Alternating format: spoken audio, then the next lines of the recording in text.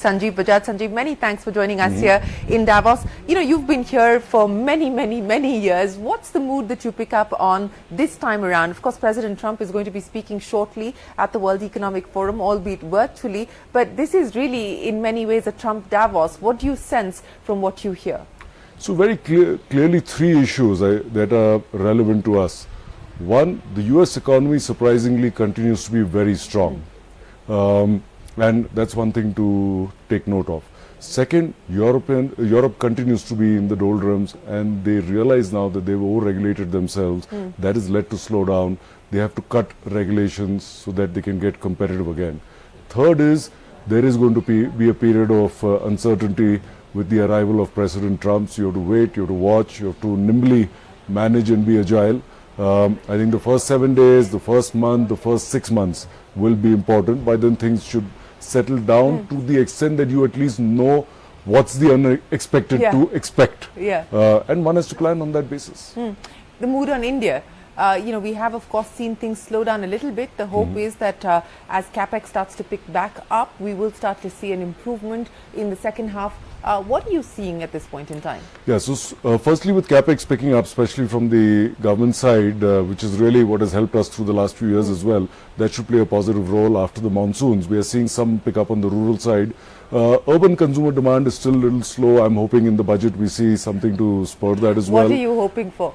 You know, very clearly when there is some slowdown on the ground, you have to find a way to get beyond that. So I hope whether it's some tax breaks for the middle class or at least the lower middle class, some amount of reduction on excise duty on fuel will help prop it up. And once then it comes up to the right level, you can always readjust. So that nimbleness is required. So hopefully we'll see a little bit about that. Beyond that, the world is still very positive and very hopeful on India. They see us as a strong, stable partner. They've seen the positive work that has happened in India over the last decade and more. They know that, okay, maybe we are not as fast as some of these smaller economies which are very centrally driven. That's the positive, but then it has its own negative as well. But they do want to see us more competitive, more open to the world, not do anything retrospective, so that there is certainty. The more we can provide them confidence there, I think the greater the opportunity to bring more and more businesses into India to produce whether products, services and export them, and for them also to get into the domestic market. So are you starting to see now improvement as far as offtake is concerned?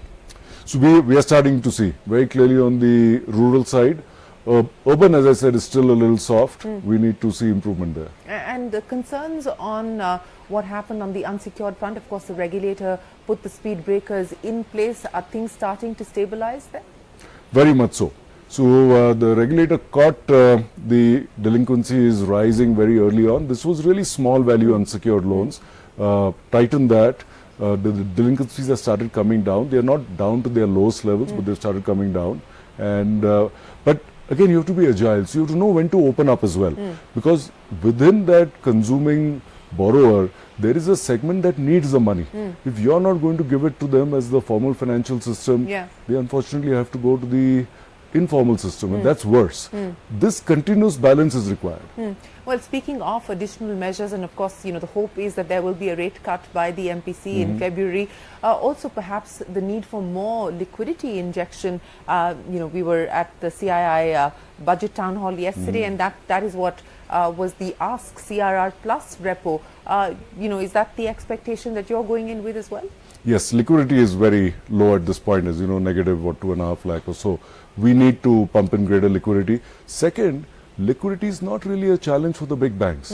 But you have to keep in mind that a large part of our system and our credit that goes into tier 2, tier 3, certain segment of society and below is NBFCs. And these are large NBFCs. Some of us are bigger than most banks.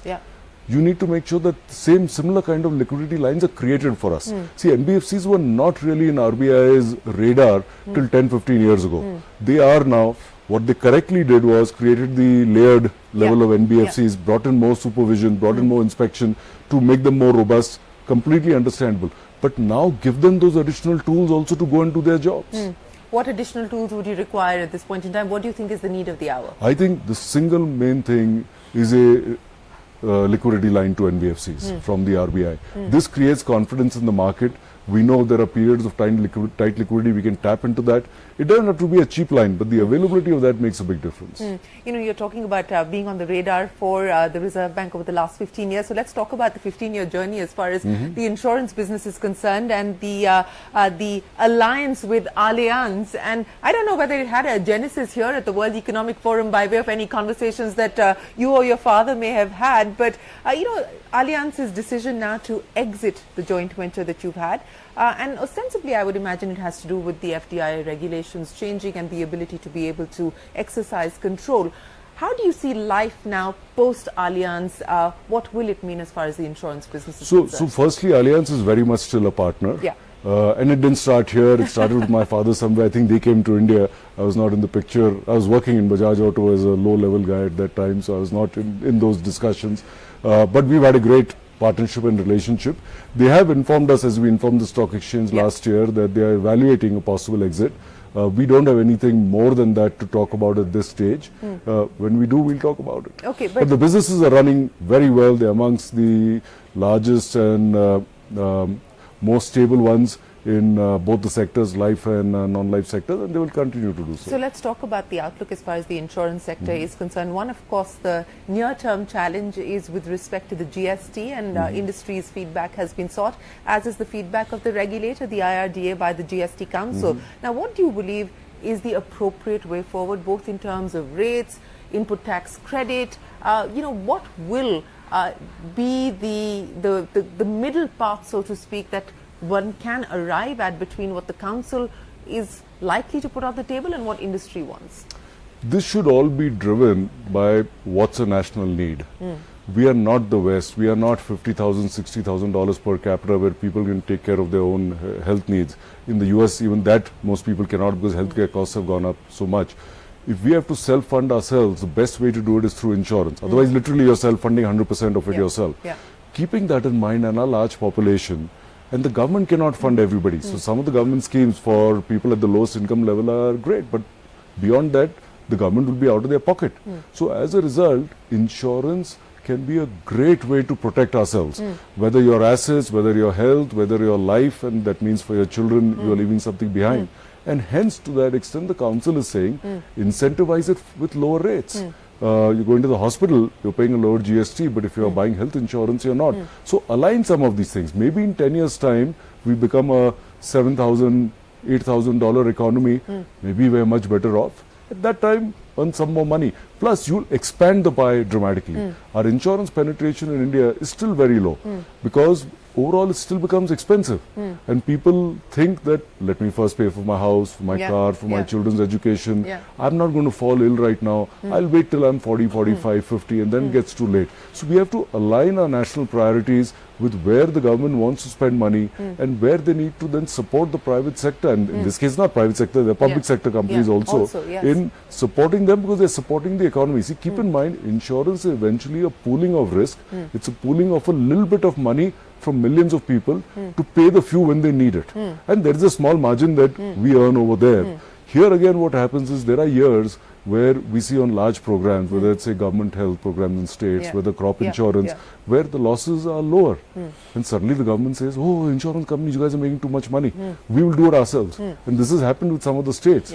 And then they get hit by large floods, by poor crop, poor rainfall, and then they come back. So you have to take a little longer view and look at these things. So speaking of a longer view, what is the long-term view that you now have in light of the opportunities that present themselves, but also the changes that we have seen as far as regulation is concerned, the advent of more and more technology? You know, what is the vision that you have for your businesses, whether it's insurance or, of course, on the NBFC side?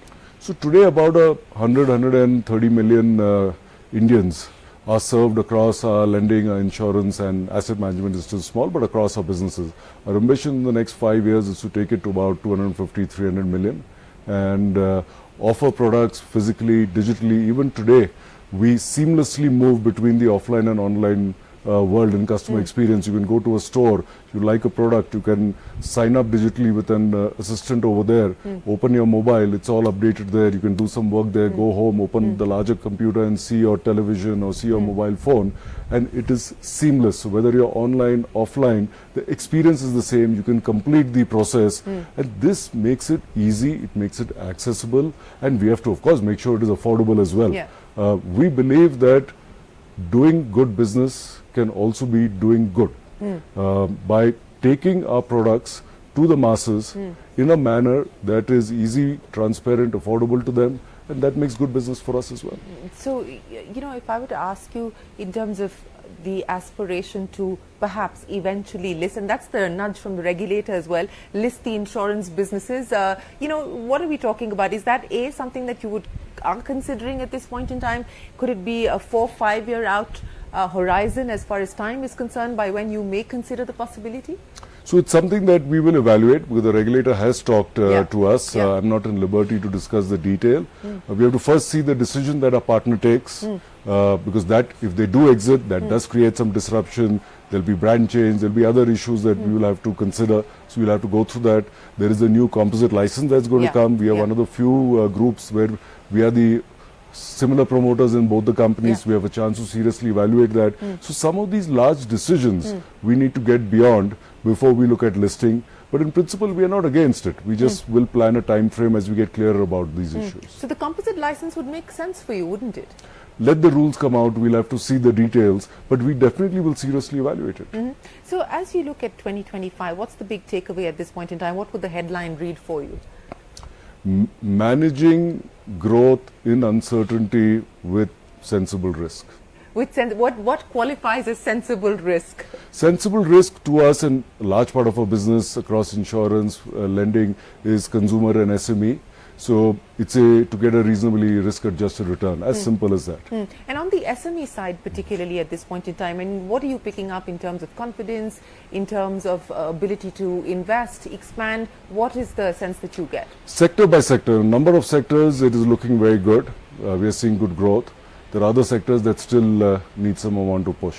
Well, speaking of push, the budget is the next big economic event on the calendar, and the expectation is that the government will, of course, continue to front load as far as capex is concerned. But outside of that, you know, are there any other measures that you believe could, once again, to use the cliched, unleash the animal spirit, so as we are calling it on CNBC-TV18, seize the moment, so to speak, for India Inc. and for the Indian economy in an uncertain world?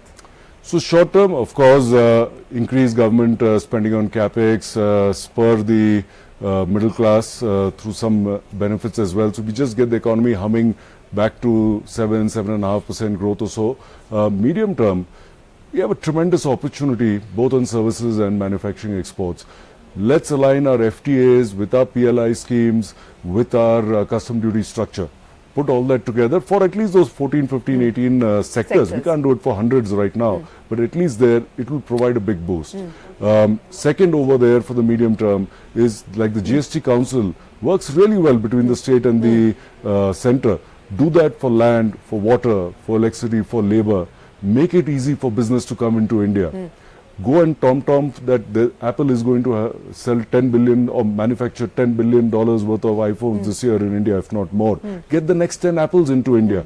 We will do that in the medium term. For the long term, focus on insurance, focus on healthcare, focus on skilling. So we continue to enable ourselves to do more and more. So let me end by asking you, as and when Allianz does decide to exit, if and when, if and when, no need for another partner to be brought in, you will go it alone?